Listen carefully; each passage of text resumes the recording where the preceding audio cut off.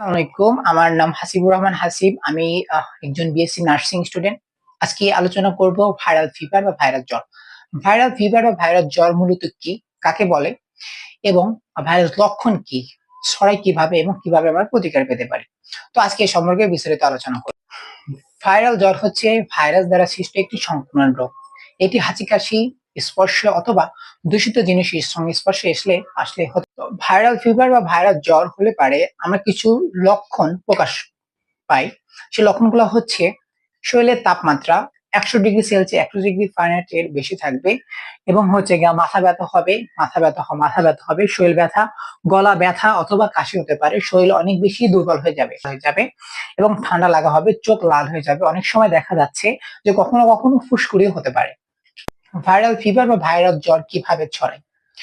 Viral fever বা viral জ্বর ছড়ায় মূলত হাসি কাশির মাধ্যমে, দূষিত খাবার বা পানি পানি বা খাবার যদি দূষিত থাকে সেক্ষেত্রে ভাইরাল ফিভার হতে পারে।